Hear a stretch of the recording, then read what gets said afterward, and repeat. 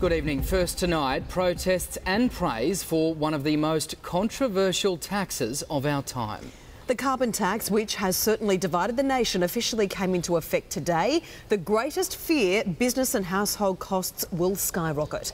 Political reporter Amanda Hart joins us now from Canberra. Amanda, what's the wash-up from this so-called Carbon Sunday? Well, Matt and Tash, say hello to what the government is calling our clean energy future. And that future is full of bitter fights between Tony Abbott and Julia Gillard. Tony Abbott, of course, saying that this is a bad tax based on a lie. Julia Gillard saying that Tony Abbott is just scaremongering. Now, this isn't the only tax that's come into force today. The mining tax has also been implemented, as has changes to private health insurance. But this, the carbon tax, is definitely the most emotive tax. Welcome to Carbageddon. Election now! Election now! These people think so at least. On day one of the carbon tax, they claim prices of everything will soar. Extra tax!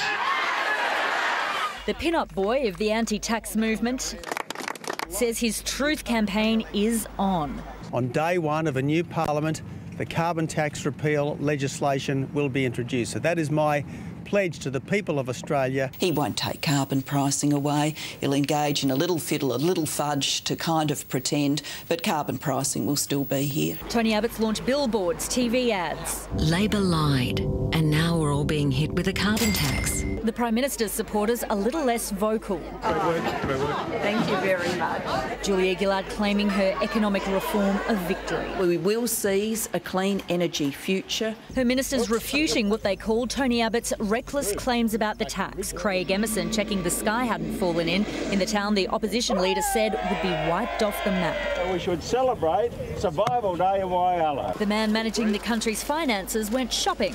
The price of wheat fixes at $4.19 and it hasn't changed. One of the architects of the tax making sure the coal mines are still operating, but we think we've got the settings right. If some tweaking is justified, of course we'll consider it. What the carbon tax means is that the country's top polluters will be paying for each tonne of carbon they emit. That cost will then be passed on to us, the consumers. The government says the majority of people will be compensated through tax cuts and increased family payments. I do think there's an opportunity for a turnaround in the polls. Get ready to see a Labor politician selling the tax in a town near you.